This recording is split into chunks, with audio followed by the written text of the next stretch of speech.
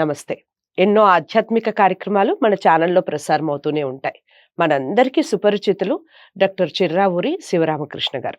మనకి పురాతనాల గురించి, భారతంలో ఉన్నటువంటి పురాతనం గురించి చాలా విశేషాలు మనకు అందించిన విషయాలు మనకి ఛానల్‌లో ఉన్నాయి. మనం వాటిని వాచ్ చేస్తూ ఉన్నాం. అందరి నుంచి ఆదరణ లభిస్తూ ఉంది. అయితే అందులో భాగంగా ఈసారి జనవరి 13న కుంభమేళ ప్రారంభమవుతుంది. ఈ ప్రయాగ కుంభమేళ ఏ విధంగా జరుగుతుంది? దాని వెనకాల ఉన్నటువంటి చరిత్ర ఏమిటి? అసలు కుంభమేళ ఎలా ప్రారంభమైంది? ఎక్కడ ప్రారంభమైంది? సందర్భం ఏమిటి? ఈ విషయాలన్నిటి గురించి వివరిస్తారు. చక్కగా శ్రద్ధగా వినండి. ఏదైనా డౌట్స్ ఉంటే కామెంట్ బాక్స్‌లో తెలియచేయండి. మీకు ఇలాంటి వీడియోస్ అందరికీ షేర్ చేయటం వల్ల పుణ్యం కూడా లభిస్తుంది. అందుకని ఈ వీడియోని లైక్ చేసి అందరికీ షేర్ చేసే ప్రయత్నం చేయండి. ఇక మొదలు పెడుతున్నాను కుంభమేళాకి సంబంధించి పూర్తి వివరణ. నమస్కారం గురువుగారు.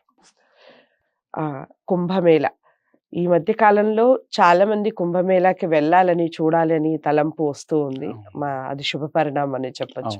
అసలు ఏమిటి ప్రామాణికం ఏమిటి కుంభమేళాకి? అసలు కుంభమేళ అంటే ఏమిటి? నేటి తరానికి తెలియాలి కాబట్టి చెప్పండి. కుంభ పర్వము అనేది ఒక పర్వం.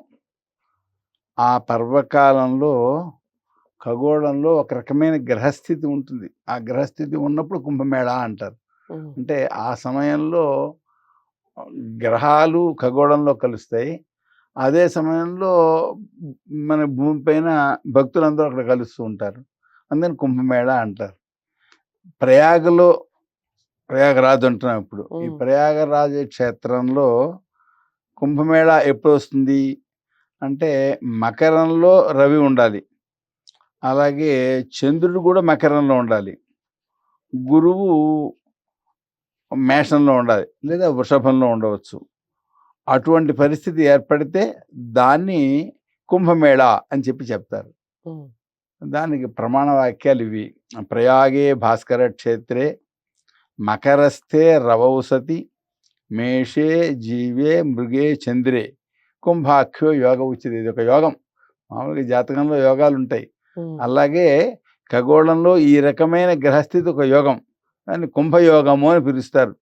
ఆ కుంభయోగ సమయంలో కుంభయోగం అనేది మా సంస్కృతంలో అంటున్నాం, అదే హిందీలో కుంభమేళ అంటారు, అదే మనం పాడుతున్నాం. అలాగే వృషరాశి గతేరవో అని ఇంకో పాఠం ఉంది. అంటే ఒకప్పుడు ఈ యోగం గురుడు మేషంలో ఉన్నప్పుడు వస్తుంది, ఒకప్పుడు వృషభంలో ఉన్నప్పుడు కూడా వస్తుంది అనమాట. ఇది 11 సంవత్సరాలకి సామాన్యంగా వస్తుంది, లేదా 12 సంవత్సరాలకు కూడా వస్తూ ఉంటుంది. ఇది ఈ కుంభయోగం యొక్క విశేషం. ఓకే.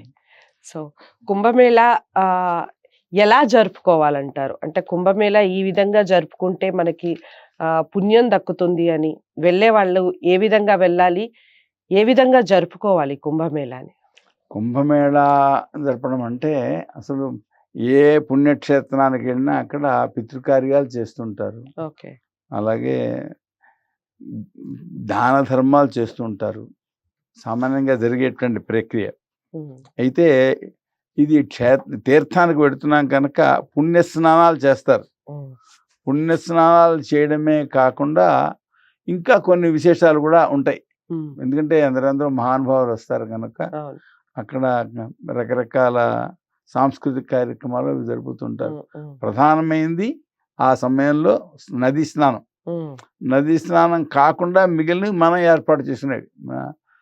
నా చిన్నతనంలో ఒకప్పుడు ఈ పుష్కరాలకు వెళ్ళాం. పుష్కరాలకు వెళ్తే పుష్కర స్నానం చేస్తాం. పుష్కర స్నానం కాకుండా కొన్ని ధార్మిక సంస్థలు కొన్ని సత్సంగాలు ఏర్పాటు చేయడం, ఉపన్యాసాలు, సాంస్కృతిక కార్యక్రమాలు ఇలా వీళ్ళు చేస్తుంటారు. కానీ ప్రధానమైనది ఆ స్నానం అన్నమాట. మిగిలినవి దానికి అంగంగా జనం వచ్చారు కనుక ఏర్పాటయ్యేటువంటివి. అయితే పూర్వకాలంలో ఎవరైనా మహాపురుషులు కానివ్వండి, పూర్వకాలంలో ఎవరైనా వెళ్ళటం జరిగిందా ఈ కుంభమేళాకి? సామాన్యంగా కుంభమేళాకి మహానుభావులు వస్తూనే ఉంటారు. పూర్వం ఈ శంకరాచార్యులు వారు, ఆదిశంకరాచార్యులు వారు ఆయన వచ్చారని చెప్తారు. అలాగే కృష్ణ చైతన్య మహాప్రభు వచ్చారు అని చెప్తారు. తులసీదాసు వచ్చారు అని చెప్తారు. నేను రామలాల్ ప్రభుజీ జీవితంలో చదివాను. ఆయన మహాయోగి. గత శతాబ్దిలో ఆయన హిమాలయాన్ని నుంచి శిష్య సమేతంగా అక్కడికి వచ్చారు అని చెప్పని.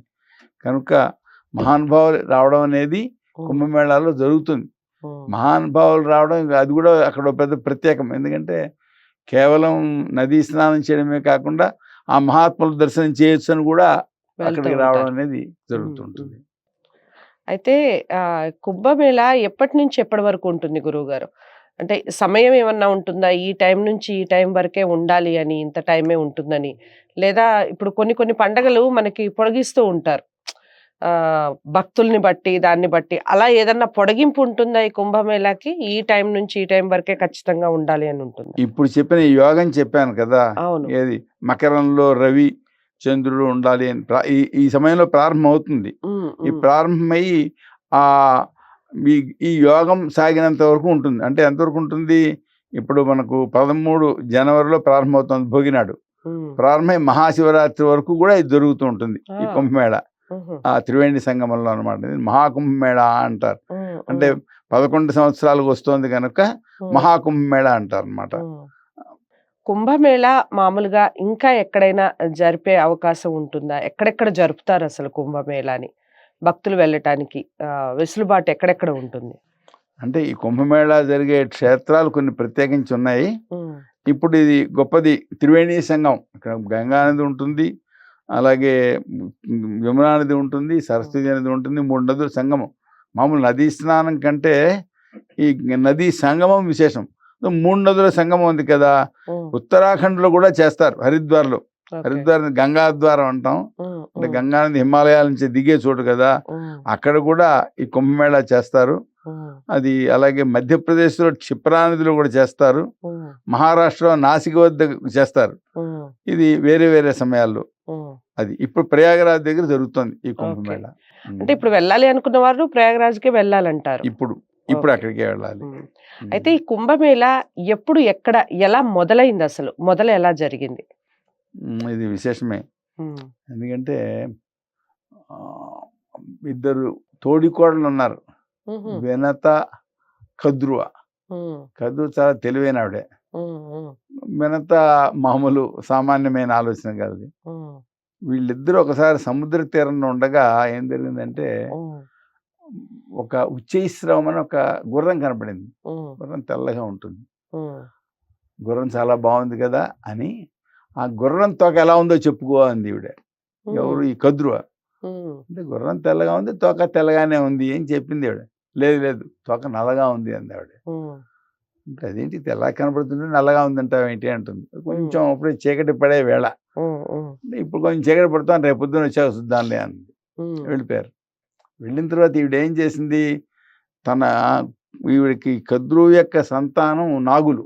హ్మ్. ఈ సన్నగా ఉండేటువంటి పాముల్ని పిలిచి మీరు ఆ ఆ గుర్రం యొక్క తోకను చుట్టుకోండి అని చెప్పింది. హ్మ్. మర్నాడు వెళితే ఏమైంది, ఆ దూరంగా ఉందది. ఇవి తోకను చుట్టుకున్నాయి. నల్లగా కనపడింది. చూసావా? హ్మ్. నల్లగా కనపడింది అని ఆవిడ పందెం కాసింది. హ్మ్. ముందే పందెం కాసింది. ఎవరి మాట నెగ్గినట్లయితే వాళ్ళు రెండో వాళ్లకు సేవ చేయాలి అని పెట్టింది. హ్మ్. హ్మ్. మర్నాడు చూస్తే నల్లగా ఉన్నాయి. దానివల్ల ఈ వినత కద్రువుకు సేవ చేయాల్సి వచ్చింది. హ్మ్. వాళ్లకు ఈ గరుత్మంతుడు ఉద్భవించాడు. హ్మ్. ఎవరికి? హ్మ్. వినతకు. హ్మ్. ఈ వినతకు ఉద్భవిస్తే తన తల్లి వాళ్ళంటే సేవ చేస్తోంది. ఆమె అక్కడ సేవ చేస్తోంది కనుక ఈయన నాగులకి సేవ చేయాల్సి వచ్చేది. హ్మ్. చేస్తుంటే కొన్నాళ్ళయ్యాక అడిగాడు, అమ్మా ఏమిటి ఇలా ఎందుకు చేయాలి సేవ మనము అని. హ్మ్. అంటే వాళ్ళకంటే ఇతడు బలవంతుడు. గరుత్మంతుడు బలవంతుడు, నాగులకి అంత బలం లేదు. హ్మ్. మనం హ్మ్. ఎందుకు సేవ చేయాలి అంటే, ఆమె చెప్పింది ఇలా నేను పందెంలో ఓడిపోయానురా అందుకోసం సేవ చేయాలి అని. హ్మ్. అంటే ఇతను వెళ్ళి అడిగాడు, పెద్దమ్మ మరి మా అమ్మకి సేవ నుండి విముక్తి కలగాలి ఎలా వస్తుంది? హ్మ్. అంటే అమృతం తీసుకురా వచ్చి మాకి అప్పుడు మీకు విముక్తి వస్తుంది అని చెప్పి. హ్మ్. హ్మ్. సరే బలవంతుడు అవడం వలన అమృతం తీసుకురావడానికి తండ్రి ఆశీస్సు పొందాడు. హ్మ్. తండ్రి ఆశీర్వదించాడు, వెళ్ళాడు. వెళ్ళి అమృతం తెస్తున్నాడు. హ్మ్. తెస్తుంటే దేవేంద్రుడు మధ్యలో అడ్డగించాడు. ఎందుకు తీసుకెళ్తున్నావు అన్నాడు. హ్మ్. అంటే ఇలాగా మా అమ్మకి బంధనం ఉంది. బంధనం తొలగించడం కోసం తీసుకెళ్తున్నాను అని చెప్పాడు. హ్మ్. చెప్తే ఆయన ఏం చేశాడు, పాములు విషం కలవి వాడికి అమృతం పోయకూడదు. నువ్వు మామూలుగా తీసుకెళ్ళు అక్కడ పెట్టు నేను తెచ్చేసుకుంటాను. నువ్వు ఇచ్చినట్టు అవుతుంది మీకు బంధం తొలగిపోతుంది. నీతో మాకు గొడవ లేదు అని. హ్మ్. అంటే ఈయన తీసుకొచ్చాడు. తీసుకొచ్చి హ్మ్. అక్కడ పెట్టాడు. ఇదే ఈ లోపల వాళ్ళు అమృతం కదా పవిత్రంగా స్నానం చేసి వద్దామని స్నానానికి వెళ్ళారు. ఈ లోపల అమృతం కాస్త తీసుకెళ్ళిపోయాడు. ఈ గందరగోళంలో ఈ తెచ్చే సమయంలోనో ఎప్పుడో మొత్తానికి కొన్ని బిందువులు కింద పడ్డాయి. ఇది అమృతానికి సంబంధించిన బిందువులు కింద పడ్డాయి. ఇది దేవేంద్రుడు పట్టుకుపోయే సమయం కానీ గరుత్మంతుడు తెచ్చే సమయంలో కానీ ఎప్పుడో పడ్డాయి. ఈ బిందువులు ఎక్కడ పడితే అవి మహాక్షేత్రాలు అయ్యాయి. అక్కడ నదుల్లో పడ్డాయి అన్నమాట అవి. ఆ అమృత బిందువులు అక్కడ పడ్డాయి కనుక అక్కడ స్నానాలు చేయాలి అని కుంభమేళ ప్రారంభమైంది అని చెప్తారు. అది ఆ పవిత్ర సమయంలో జరిగిందనమాట. ఇప్పుడు చెప్పిన కుంభయోగం ఉన్న సమయంలో జరిగింది. అందుకోసం అప్పటి నుంచి చేస్తూ ఉన్నారు అనేది ప్రారంభం విషయం. అయితే అప్పటి నుంచి ఇంకా వరుసగా ప్రతి సంవత్సరం ఈ ఉత్సవాలు జరుగుతున్నాయి అనమాట. అయితే ఈ కుంభమేళకి వెళ్ళాలి అనుకున్న వాళ్ళకి ఒక సందేహం ఉంటుంది గురువుగారు. ఎలా అంటే అక్కడ ఎలాంటి ఏర్పాట్లు చేస్తారు, ఎలా ఉంటుంది, అక్కడికి వెళ్ళాక పరిస్థితి ఎలా ఉంటుంది అనేది ఒకటి ఉంటుంది. ఏమేమి ఏర్పాట్లు చేస్తారు అక్కడ కుంభమేళ? మన హిందువుల్లో ఈ క్షేత్రాల్లో ఏదైనా పుణ్యం చేసినట్లయితే చాలా ఎక్కువ పుణ్యము అనేటువంటి భావం ఉంటుంది. ఆ కారణంగా అందులో వచ్చేవాళ్ళు మహానుభావులు వస్తారు, భక్తులు వస్తారు, గొప్ప గొప్ప మహర్షులు, అదే మహానుభావులు ఎక్కడో హిమాలయాల్లో తపస్సు చేసుకున్న వాళ్ళు వస్తారు. అందుకోసం ఏం చేస్తారు, ఈ వచ్చే వాళ్ళకి సేవ చేయడం కోసం కొందరు వస్తారు. కేవలం స్నానాలకు వచ్చేవాళ్ళు కొందరు, మరి సరే సమ్మేళనాలు ఉంటాయని వచ్చేవాళ్ళు కొందరు, అది కాకుండా సేవా కార్యక్రమాల కోసం ప్రత్యేకంగా వచ్చేవాళ్ళు ఉంటారు. నేను క్షిప్రా నదికి ఇలాంటి సమయంలో వెళ్ళాను.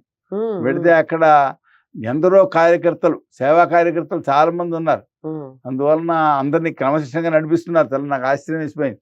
రోడ్డు మీద కూడా జనం క్యూలోనే నడుస్తున్నారు. ఒకళ్ళ వంట ఒకళ్ళే తప్ప ఎవరు తోపిలాడు ఏమీ లేదు. నిజానికి ఆ ఉజ్జయినిలో ఈ మూల నుంచి ఆ చివరి వరకు ఉంది క్షిప్రా నది, మధ్యలోనే ఉంది. క్షిప్రా నది అంటాం, మధ్యలోనే ఉంది. ఆ నదికి అటువైపు ఇటువైపు రెండు వైపులా కూడా మెట్లు ఉన్నాయి. మొత్తం ఊరు పొడవుగా ఉన్నాయి.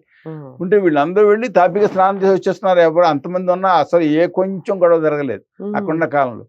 ఓ ఇలా కూడా ఉంటుందా అనుకున్నాను, ఆశ్చర్యపడ్డాను. ఇంతకీ కార్యకర్తలు చాలా మంది ఉన్నారు. స్వయంగా సేవ చేయడం కోసం వచ్చిన వాళ్ళు ఎందరెందరూ ఉన్నారు. అంతే సంస్థలు ఉంటాయి కదా, సేవా సంస్థలు, వాళ్ళు కూడా ఆ సమయంలో సేవలు చేస్తుంటారు. మనకి ఇక్కడ సత్యసాయి సేవా సమితి ఇలాంటి సమయాల్లో సేవలు చేస్తుంటారు. అలా అక్కడ కూడా సేవ చేసే వాళ్ళు చాలా మంది ఉన్నారు.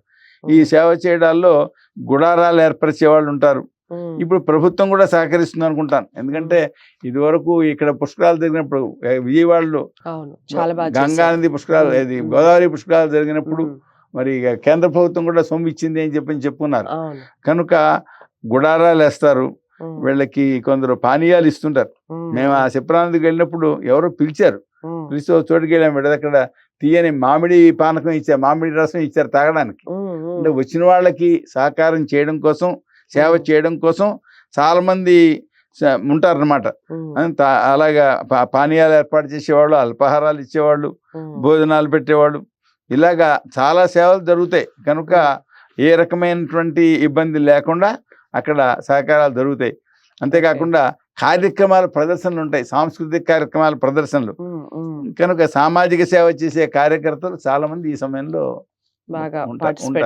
చేస్తారు. సరే, ఇప్పుడైతే పూర్వం అంటే వ్యాపార ధోరణి లేదు, ఇప్పుడు వ్యాపారాలు వచ్చాయి కదా, కనుక హోటళ్ళు ఇవన్నీ ఉంటాయి. కావాల్సింది ఇది డబ్బు ఖర్చు అవుతుంది. జనం ఎక్కువ. అయితే గురుగారు, మీరు ఇప్పటి పరిస్థితి గురించి మాట్లాడారు కాబట్టి ఒక ప్రశ్న ఏమిటి అంటే, 70 ఏళ్ల కిందట కుంభమేళ, కొన్ని సంవత్సరాల కిందట కుంభమేళ ప్రారంభమైనప్పటికీ ఇప్పటికి మీరు ఏదైనా తేడాలు గమనించారా? అసలు ఎలా ఉంది? 70 ఏళ్ల కిందట కూడా ఇలాగే జరిగిందా కుంభమేళ? ఏమైనా మార్పులు జరిగాయంటారు? 70 ఏళ్ల కిందట అంటే ఇప్పుడు విదేశీ ప్రభుత్వాలు మనం నడిపించే కాలం.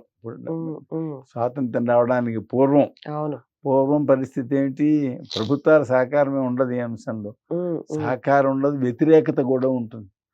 అందువల్ల కేవలం స్నానాలు చేసి వచ్చేసేవారు అంతే. అందుకని మన ధర్మం అంటే వ్యతిరేకత బాగుంది, చాలా తీవ్రమైన వ్యతిరేకత. కొంచెంగా దేవాలయాలను కూల్చేశారు కదండి, దేవాలయాలను కూల్చేశారు.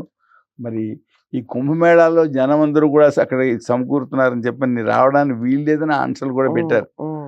ఆంక్షలు పెడితే జనం లెక్క చేయలేదు. ఎందుకంటే ఇప్పుడు మామూలుగా ఎవరెవరు ప్రభుత్వం పాలిస్తే పట్టించుకోరు మన వాళ్ళు ఇదో లక్షణం. వాళ్ళ దైనందిన కార్యక్రమాల్లో ఆటంకం వస్తే అప్పుడు తిరగబడతారు. ప్రభుత్వాలు ఎవరు వచ్చినా సరే మనకేం సంబంధం లేదనుకుంటారు. ఎందుకంటే అంత పూర్వం అలవాటు మంది. పూర్వం ఎవరో పరిపాలన చేసేవారు, ఎవరో చూసాం, వాళ్ళు వెళ్ళారు వీళ్ళు వస్తారు, వీళ్ళు వెళ్ళారు వాళ్ళు వచ్చారు అనుకుంటారు అంతే తప్ప వాళ్ళు విదేశీ పాలకులు వీళ్ళు స్వదేశీ పాలకులు ఆ భేదం సామాన్య జనానికి అని తెలియదు. కానీ వాళ్ళు చేసే కార్యక్రమాలకు అడ్డపడితే మాత్రం తిరగబడతారు. ఈ జనాన్ని తిరగబడతారని చెప్పి జిజియా పన్ను వేసేవారు. ఇక్కడికి వచ్చిన వాళ్ళకి స్నానం చేయడానికి పన్ను. మరి అక్కడ మర్రి చెట్టు ఒకటి ఉంది, వటవృక్షం, అది ఎప్పటి నుంచో ఉంది అని చెప్తారు. ఆ వటవృక్షం దగ్గర మరి పూజలు చేసేవారు. ఆ పూజలు చేయడానికి పన్ను. పితృదేవతల కార్యక్రమాలు అవి చేస్తారు ఆ వటవృక్షం దగ్గర. అందుకని ఆ పూజలు చేయడానికి పన్ను వేసేవారు. మరి గంగా స్నానం చేయడాన్ని నిషేధించారు, అక్కడ చేయడానికి వీలు లేదన్నారు. చెట్టును కూల్చేశారు. మళ్ళీ చెట్టు వచ్చేసింది, బాబర్ చెట్టు కూల్చేశాడు. అప్పుడు మళ్ళీ వచ్చింది, అక్బర్ కూడా మళ్ళీ కూల్చేశాడు, మళ్ళీ చిగురించింది. ఔరంగజేబు జిజియా పన్ను వేశాడు, వటవృక్షం ధ్వంసం చేశాడు. మళ్ళీ ఆ మర్రి చెట్టు రాకుండా ఉండడం కోసం మొదట్లో ఈ లెడ్ సీసం కూడా కరిగించి పోసాడు. అయినా సరే అది మళ్ళీ చిగురించింది. మన భారతదేశం సనాతన ధర్మం లాగే ఎన్ని ఆటంకాలు కలిగించినా మళ్ళీ అది కూడా వచ్చింది అన్నమాట. కనుక అప్పట్లో పూర్తి వ్యతిరేకత ఉంది. ఉన్నందువలన ఈ సాధు సంతుల సమావేశాలు ప్రబోధాలు వీటికి అవకాశాలు ఉండేవి కాదు. స్నానాలు చేసి వచ్చేసేవాళ్ళు అనమాట. మరి ఇంత వ్యతిరేకత మధ్య, ఇన్ని గొడవల మధ్య కుంభమేళ మళ్ళీ ఎలా ప్రారంభమైంది?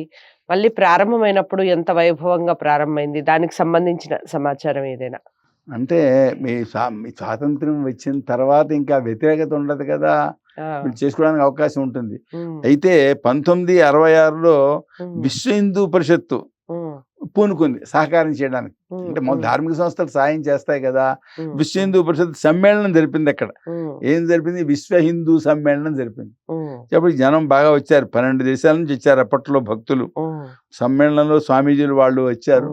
వచ్చి వాళ్ళు ఏం చేశారంటే ప్రబోధ చేసేవారు. ఎందుకంటే పూర్వం ఏం జరిగేదంటే మన మతాన్ని నుండి ఇంకో మతంలోకి వెళ్ళిపోతే వదిలేసేవారు. అలాగా మళ్ళీ రమ్మని పిలిచేవాళ్ళు కాదు. మనకి ఈ సందర్భంలో కాశ్మీర్లో జరిగిన సన్నివేశం గుర్తుకొస్తుంది. కాశ్మీర్ని కొన్నాళ్ళు విదేశీయులు పాలించారు. తర్వాత కాశ్మీర్ రాజు పాలన వచ్చింది. వచ్చినప్పుడు ఈ విదేశీయుల పాలన కాలంలో ఎవరైతే మతం మారారో వాళ్ళు మళ్ళీ మేము మన మతంలోకి రావడానికి అవకాశం చెప్పండి అన్నారు. అంటే వీళ్ళు ధర్మశాస్త్రాలు తిరిగేస్తారు. ధర్మశాస్త్రాల్లో ఏముంటుంది? ఇలాంటి సన్నివేశాలు పూర్వం మనకి తెలియవు. మన దేశంలో పాలకులు ఎవరు ఏ రాజులు పాలించినా ప్రజల ధర్మాన్ని పాటించనిచ్చేవారే తప్ప ఈ ఆటంకం పరచడం, మతం మార్చడం ఈ ధోరణి లేదు. మనకి ఇలాంటివి తెలియవు. అసలు పుస్తకాలు లేకుంటే పుస్తకాల్లో లేవు, ఎక్కడా పుస్తకాల్లో లేవన్నారు. వాళ్ళు లేవంటే ఏం జరిగింది? వాళ్ళు ఇక మళ్ళీ మారడం లేకపోయింది, అక్కడే ఉండిపోయారు. అక్కడే ఉండిపోవడం వలన తర్వాత ఏమైంది? అక్కడ స్థానికంగా ఉండేటువంటి మిగిలిన హిందువులను కూడా తరిమేసే పరిస్థితి వచ్చింది కాశ్మీర్లో. అందరికీ తెలిసిందే కదా, దాదాపు కొన్ని లక్షల మందిని తరిమేశారు అని చెప్తారు. 3,50,000 మంది తరిమేశారంటారు. కనుక అటువంటి దుష్ట పరిస్థితి కలగకుండా ఉండడం కోసం అని చెప్పని ఏం చేశారు? మళ్ళీ మీరు మీ మతంలోకి స్వమతంలోకి రావడానికి ఎవరికి ఆసక్తి ఉంటే వాళ్ళకి రండి అని అక్కడ గంగా స్నానం చేసిన తర్వాత వాళ్ళని మళ్ళీ తమ మతంలోకి తీసుకుని కొన్ని లక్షల మంది మళ్ళీ హిందూ మతంలోకి రావడం జరిగింది అండి. అంతేకాకుండా మనకు పూర్వం విదేశాలకు వెళ్ళినట్లయితే అక్కడ వెళ్ళడం మంచిది కాదని, అంటే మన ధర్మం అక్కడ పాటించడం శక్యం కాదు కదా. అందుకోసం ఏం చేసేవారు? వాళ్ళకి ఇక్కడ ప్రాయశ్చిత్తం చేసేవారు. మళ్ళీ వస్తాను అక్కడి నుంచి వచ్చిన వాళ్ళకి ప్రాయశ్చిత్తాలు చేసేవారు. ఈ ప్రాయశ్చిత్తాలు రాస్తే వెళ్ళేవాళ్ళు తగ్గేవాళ్ళు, వెళ్ళేవాళ్ళు మాంటారా. కానీ అక్కడ ఈ ధర్మానికి అవకాశాలు లేకుంటే ఏముండవు. అటువంటి పరిస్థితి. ఇప్పుడు ఈ కుంభమేళాలోనే జరిగిన సమావేశంలో ఏం చెప్పారు? మీరు అక్కడికి వెళ్ళినట్లయితే అక్కడే మీరు దేవాలయాలకు పూజలు చేసుకోండి మంతారు. అంతేకాదు అక్కడ కూడా మనకి ఇక్కడ కొన్ని సంస్కారాలు ఉన్నాయి. వివాహం, మరి ఉపనయనం, లేకపోతే జాతకర్మ, నామకరణం, ఏవో సంస్కారాలు ఉన్నాయి కదా. ఈ సంస్కారాలు అక్కడే చేసుకోండి అని చెప్పని ఆ స్వామీజీలు పిలుపు ఇచ్చారు. వాళ్ళు ఆ విధంగా పిలుపు ఇవ్వడం వలన అక్కడ వాళ్ళు అక్కడ చేసుకోవడమే కాకుండా ఇక్కడ వాళ్ళు అక్కడికి వెళ్ళి చేయించేవాళ్ళు బయలుదేరారు చాలా మంది. అక్కడ విదేశాలకు వెళ్ళి, ఎందుకంటే విదేశాలకు వెళ్ళడం అదో తప్పు కాదు అనే భావన కలిగి అక్కడికి వెళ్ళి వీళ్ళు సంస్కారాలు చేసేవారు. ఇలాగా అక్కడ కూడా హిందువులుగా బతికేటువంటి పరిస్థితి కలిగింది. అలాగే ఈ గోవుల యొక్క వినాశం కలుగుతోంది అని గమనించి గోరక్ష చేయండి అని వాళ్ళు పిలిపించారు. పిలిపిస్తే అప్పుడు పూనుకుని 1,00,000 గోవుల్ని రక్షణ చేసే పథకం చేసి ఆ విధంగా గోరక్షణ అనేది విస్తృతి చేయటం చెందింది. జరిగింది. అలాగే ఇప్పుడు అడవులలో ఉండే గిరిజనులు ఉంటారు, వాళ్ళు వేరే మతం వాళ్ళు అనే ధోరణి వచ్చింది సమాజం. నిజంగా వాళ్ళందరూ హిందువులే, వాళ్ళ ప్రదేశంలో వాళ్ళు ఏదో కొండ దేవత ఇలా వేరే వేరే పేర్లు పెట్టి వాళ్ళకి చేస్తున్నారు. ఆ విధంగా ఇక్కడ సమ్మక్క సారక్క అని. కనుక ఇలాగా ఎక్కడెక్కడ ఎవరెవరు హిందువులుగా ఉండి వేరే వేరే పద్ధతిలో పూజ చేసుకుంటున్నారో వాళ్ళందరినీ కూడా సహకారం చేయండి, వాళ్ళని ఆదుకోండి అని పిలిపించారు. అప్పటికి ఇప్పుడు మన మురికివాడలో ఈ అడవులలో ఉండేటువంటి చోటు వాళ్ళకి సేవా కార్యక్రమాలు చేయడం ప్రారంభమైంది. ఇప్పుడు అక్కడి నుంచి పిలుపు వచ్చాక దానికి విశ్వ హిందూ పరిషత్ పూనుకొని ప్రత్యేకించి ఎప్పటికి కూడా అక్కడ వాళ్ళకి పాఠశాలను నిర్వహించడం, ధర్మ ప్రబోధన చేయడం ఇవన్నీ కూడా చేస్తోంది. కనుక ఈ సందర్భంగా వాళ్ళు ఆ విధమైనటువంటి మంచి కార్యక్రమాలు చేస్తారు. అయితే గురువు గారు, ఇంత మార్పు వచ్చిన తర్వాత ఇప్పుడు కుంభమేళ జరిగే ఈ సమయంలో, ఈ సంవత్సరం దేశ విదేశాల్లో కూడా కుంభమేళ ఉత్సవాలు అనేవి జరుగుతాయా? ఓన్లీ ఇక్కడ మన భారతదేశంలోనే జరుగుతాయా?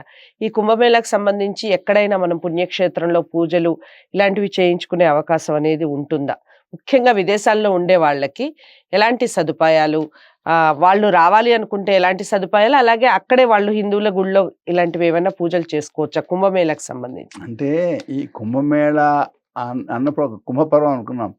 ఇక్కడ మనకి ఆ ప్రమాణ వాక్యం చదివే ఇందాక ప్రమాణ వాక్యం ఏమని చెప్పారు? పైన చెప్పినటువంటి కుంభపర్వం వచ్చినప్పుడు ప్రయాగే కుంభయోగోవి మాఘమాసే విధిక్షయే అని, ప్రయాగ క్షేత్రంలోనే ఇది చేయాలి అని చెప్పారు. కనుక ఎక్కడున్న వాళ్ళైనా అక్కడికే వెళుతుంటారు. అక్కడికే ఎక్కడో హిమాలయాల్లో ఉండేటువంటి వాళ్ళు కూడా తపస్సు చేసిన వాళ్ళు ఉంటారు గుహల్లో, వాళ్ళు కూడా ఇక్కడికే వస్తారు. కనుక విదేశాల్లో కాదు, మన దేశంలో కూడా వేరే చోట్లే ఈ సమయంలో ప్రత్యేకం చేసే పని లేదు. కానీ అక్కడికి వెళ్ళి మాత్రమే ఈ కార్యక్రమాల్లో పాల్గొనాలి. ఎన్ని రోజులు ఉండాలంటారు అక్కడికి వెళ్ళి? ఇప్పుడు చెప్పాను కదా, ప్రధానంగా అక్కడికి వెళ్ళి చేయాల్సిన పనులు కొన్ని ఉన్నాయి. పితృదేవతలకి తర్పణాలు ఇవ్వడం, కొన్ని దాన ధర్మాలు చేయడం, అవి చేసుకొచ్చేస్తున్నారు. ఎక్కువ రోజులు ఉండాలి నియమేం లేదు, ఉండగల వాళ్ళు ఉండవచ్చు. ఎందుకంటే కొత్త ప్రదేశం కదా, అక్కడ గుడారాలు అక్కడ ఉండాలి. కనుక మొత్తం జరిగిన నాడు ఉండడం అనేది శక్యం కాదు. కనుక అందులో ఇప్పుడు ఈ వ్యాపార యుగం, ఇది అన్నిటికీ డబ్బు ఖర్చు పెట్టాల్సి వస్తుంది. అందుకని వెళ్ళి ఈ కార్యక్రమాలు చేసుకుని ఒకసారి పెద్దలను దర్శనం చేసి వచ్చేస్తూ ఉంటారు. అది జరిగేటువంటి పని. కుంభమేళాలో దాగి ఉన్న ధార్మికత ఏమిటి, ధార్మికతకి సంబంధించిన విశేషాలు, అలాగే ప్రస్తుతం కుంభమేళ జరుగుతుంది, మీరు గత వీడియోలో చెప్పున్నారు 13వ తారీఖు నుంచి ప్రారంభమవుతుందని, దానికి సంబంధించిన విశేషాలు ఏమిటి చెప్పండి. ఇప్పుడు సరే, స్నానం చేయాలి అనేది ఒకటి అనుకున్నాం. హిమాలయాల్లో ఉండే మహాపురుషుల దర్శనం కలగడం ఒక గొప్ప భాగ్యం. ఎందుకంటే వాళ్ళు కనపడడం, మనకు వెళ్ళడం కష్టం, మంచు ప్రాంతం కదా, వెళ్ళలేం అసలు అక్కడికి. అక్కడ ఉన్నవాళ్ళు ఇక్కడ దర్శనం కోసం వస్తారు, వాళ్ళ దర్శనం ఒకటి కలుగుతుంది, గొప్ప భాగ్యం అది. మరి ఇంతేకాకుండా అసలు గంగానది స్నానం గొప్పది, మాఘమాసంలో గంగానది స్నానం గొప్పది. మనకి మాఘమాస మహాత్మ్యంలో రాస్తాడు ఏమనంటే, నేను మాఘమాసం పుణ్యం తీర్థేహం స్నాస్యామి, ఈ పుణ్యమైన మాఘమాసంలో ఈ తీర్థంలో నేను స్నానం చేస్తాను, తీర్థశాస్త్రి జలే నిత్యం, ఇది సంకల్పించేసి మొత్తం ఈ నెలలు నేను ఫలానా తీర్థంలో స్నానం చేస్తాను సంకల్పించేస్తారు. కనుక కొందరు ప్రత్యేకించి మాఘమాసంలో అక్కడ స్నానం చేయడం కోసం పెడతారు, వీళ్ళు నెలలు స్నానం చేస్తారు. ఇప్పుడు ఏమైంది, మాఘమాస స్నానము కుంభమేళా స్నానం రెండు చేసినట్టు అయింది కదా. కనుక అదొకటి ముఖ్యం. ఏమండి, ఇది కాకుండా మహాపురుషుల యొక్క ఉపదేశాలు డైరెక్ట్గా ఎలా వినగలుగుతాం? ఇప్పుడంటే ఇంకా ఏదో కొన్ని సామాజిక మాధ్యమాల ద్వారా కొన్ని వస్తాయి ఏమైనా, కానీ వాళ్ళ ఉపదేశాలు ఎక్కడ చేస్తారు? వాళ్ళ దర్శనమే అలభ్యమైతే అలాంటి వాళ్ళకి ఉపదేశాలను పొందడం, ప్రత్యేకించి మంత్రోపదేశాలు పొందాలనుకుంటారు, యోగోపదేశాలున్నాయి, యోగానికి సంబంధించిన దీక్షలు ఇవ్వడం, అవి కూడా జరగవచ్చు. అక్కడ ఎవరన్నా మనకి ఎరుగున్న వాళ్ళు ఉండడం, కానీ ఎవరన్నా అనుగ్రహించేవాళ్ళంటే వాటిని కూడా పొందడానికి అవకాశం ఉంటుంది. కనుక ఈ అంతేకాదు, కుంభమేళాకి దేవతలు కూడా వస్తారని చెప్తారు. ఈ రామనాథ ప్రభుజీ జీవితంలో ఆయన శిష్య సమేతంగా ఆ కుంభమేళాకి వెళ్ళినప్పుడు అమ్మవారు కూడా అక్కడికి వచ్చింది అని చెప్పారు, వేరే రూపంలోను. కనుక దేవతలు కూడా వచ్చేటువంటి సమయం, కనుక వారు దర్శనం చేయడం ఇదంతా కూడా గొప్ప భాగ్యమే, సందేహం లేదు. కానీ అంతమంది జనంలోకి వెళ్ళి ఉండగలిగి ఎలాగో దర్శనం చేసి రావడం అనేది, అయితే వీళ్ళ పుణ్యాన్ని బట్టి ఉంటుంది మహాపురుషుల దర్శనం అదని. స్థూలంగా అందరూ కనబడతారు, ఎవరెవరో ఏం తెలుస్తుంది, ఏం తెలియదు. కనుక ఇది చాలా గొప్ప ప్రయోజనకరము అనే మాట. ఇక ఇప్పుడు ప్రస్తుతం ఈ కుంభమేళాలో ముఖ్యమైన అంటే పుష్య పూర్ణిమ ప్రారంభమయ్యే రోజు అది చాలా మంచిదే, 13/1/2025. అలాగే మకర సంక్రాంతి. సంక్రమణంలో మనకి ధర్మశాస్త్రం ఏమని చెప్తారంటే స్నానం చేయాలి అంటారు. సంక్రాంతి స్నానం ఒకటి, దానం ఒకటి ప్రధానంగా చెప్తారు. పితృదేవతలకి తర్పణాధికం చేయమంటారు. కనుక ఈ సంక్రాంతి పుణ్యకాలంలో అక్కడ ఈ పుణ్యకార్యాలు చేయడానికి అవకాశం వస్తుంది. ఇది ఒకటి. మరి ఇంతే కాకుండా వసంత పంచమి ఒక పవిత్రమైన కాలం. వసంత పంచమి 3వ తేదీ వచ్చిన సోమవారం. ఆ వసంత పంచమి నాడు అక్కడ ఉండవచ్చు. అలాగే మాఘ పూర్ణిమ, అది కూడా పవిత్రమైన కాలం. ఒక పక్షంలో మాఘమాస పూర్ణిమతో మాఘ స్నానాలు పూర్తవుతాయి. మనకైతే మాఘ అమావాస్యతో పూర్తవుతాయి, కానీ ఒక పక్షంలో మాఘ పూర్ణిమతోనే పూర్తవుతాయి. కనుక మాఘ పూర్ణిమ నాడు అక్కడ స్నానాధికం చేయవచ్చు. ఇక మహాశివరాత్రి వస్తుంది చివర 26న.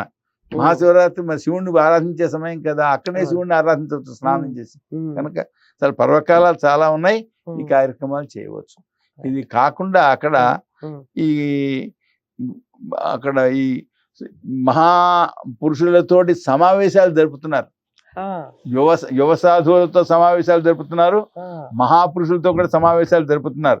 కనుక ఆ సమావేశాలు జరిపేటువంటి చోట్ల ఉన్నట్లయితే వాళ్ళు ఏ తీర్మానాలు చేశారో వాటి ద్వారా సమావేశానికి ప్రజలకి మనం ఏం చేయగలుగుతామో ఆ కార్యక్రమాలు కూడా చేయడానికి అవకాశం ఉంటుంది. కనుక ఇది చాలా చాలా గొప్పదైంది. అయితే ఈ కుంభమేళాకి అశేష జనం, చాలా మంది జనం తరలి వస్తూ ఉంటారు. ఖచ్చితంగా వెళ్ళాలి అని అనుకుని ఉంటారు.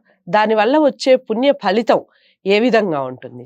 పాపాలు పోతాయి. అన్నిటికంటే ముఖ్యం గంగా స్నానం వల్ల పాపాలు పోతాయి, మహాపురుషుల దర్శనం వల్ల పాపాలు పోతాయి. మన వాళ్ళు సత్సంగత్వే నిస్సంగత్వం అని చెప్పారు. సత్సంగం, ఇదే సత్సంగం అంటే వాళ్ళ దర్శనం, వాళ్ళ యొక్క సంభాషణం, వాళ్ళ అనుగ్రహం పొంది ఇంకా గొప్ప విషయం. కనుక సత్సంగత్వే నిస్సంగత్వం, నిస్సంగత్వే నిర్మోహత్వం, ఇలాగ మొత్తం జీవన్ముక్తి అని చెప్తారు అక్కడ. కనుక చాలా గొప్ప ప్రయోజనమే వీళ్ళ యొక్క దర్శనం మొదలైనటువంటి మహాభాగ్యాలు. అయితే కొంచెం శ్రమ పడాలి, ఎందుకంటే జనం ఎక్కువ ఉంటారు కనుక. ఆ అయితే ఇంకొకటి, అసలు 10 మంది జనంతో కలిసి జీవించగలగడం కూడా ఒక గొప్ప విషయం, అలవాటే, మంచి అలవాటు. ఎందుకంటే ఎవరి మట్టుకు వాళ్ళు విడివిడిగా ఎవరి వాళ్ళకి ఉండిపోతున్నాం. ఎంతమంది లక్షల మంది, కోట్ల మంది పెద్ద పెద్ద మహాపట్టణాల్లో ఉన్నప్పటికీ కూడా పక్క వాటాలో ఎవరికి వీళ్ళకి ఏమి సంబంధం లేకుండా ఉంటారు. అలా కాకుండా అక్కడ 10 మందితో కలిసి వాళ్ళందరూ మనవాళ్లే అనేటువంటి మన అనే భావంతో ఉండగలగడం అనేది గొప్ప మంచి శిక్షణ. అటువంటి శిక్షణ కూడా అక్కడ జరుగుతుంది. కనుక వెళ్ళడం అనేది చాలా మంచిది. చాలా చక్కటి వివరణ ఇచ్చారు గురువు గారు. కుంభమేళాకు సంబంధించి పూర్తి సమాచారం అందించినందుకు ధన్యవాదాలండి. కుంభమేళ అందరూ ఖచ్చితంగా ఒక్కసారైనా దర్శించుకోవాలి అనుకునే ఒక గొప్ప కార్యక్రమం. అందరూ ఈసారి జనవరి 13న కుంభమేళ ప్రారంభం అవుతుంది. ఖచ్చితంగా దర్శించుకోండి. ఈ కార్యక్రమం చూసాక మీకు ఎలాంటి డౌట్స్ ఉన్నా కామెంట్ బాక్స్లో తెలియచేయండి. తప్పకుండా వీడియోని లైక్ చేసి అందరికీ షేర్ చేయండి. ఛానల్ని సబ్స్క్రైబ్ చేసుకోండి. నమస్తే. హిట్ టీవీ యాప్, ఇందులో short news, live news, entertainment shows, movies, digital magazines తో పాటు మీ జిల్లా వార్తలను కూడా ఫ్రీగా చూడొచ్చు. అంతేకాదు కేజీ నుంచి పీజీ వరకు విద్యార్థులకు స్కాలర్షిప్ కూడా అందిస్తున్నాం. ప్రతి వారం 10 మందికి లక్కీ డ్రా ద్వారా ఒక్కొక్కరికి 10,000 రూపాయలు అందిస్తున్నాం. ఇంకెందుకు ఆలస్యం, వెంటనే హిట్ టీవీ యాప్ ని డౌన్లోడ్ చేసుకుని ఫ్రీగా ఎంటర్టైన్మెంట్ పొందండి. Hit TV app. Hit TV app. Please download hit TV app. Hit TV app ని ఫ్రీగా డౌన్లోడ్ చేసుకుని ఎంజాయ్ చేయండి. మీకు నచ్చిన ఎంటర్టైన్మెంట్ కోసం హిట్ టీవీ యాప్ ని ఫ్రీగా డౌన్లోడ్ చేసుకుని ఎంజాయ్ చేయండి. హిట్ టీవీ యాప్ ని డౌన్లోడ్ చేసుకుని ఆస్వాదించండి, ఆశీర్వదించండి. ఇంతమంది సెలబ్రిటీలు హిట్ టీవీ యాప్ ని డౌన్లోడ్ చేసుకోండి అని చెప్తున్నారంటే ఎంత మంచి యాప్ ఆలోచించండి. అమెరికా అమెరికాలో చదవాలనుకునే వాళ్ళకి విశ్వసనీయమైన పేరు మన శౌర్య కన్సల్టెన్సీ. UK లో 1 year masters. UK లో 1 year masters. 2 years work permit up to 5 years visa. Contact Saurya Consultancy. Contact 89851 89851.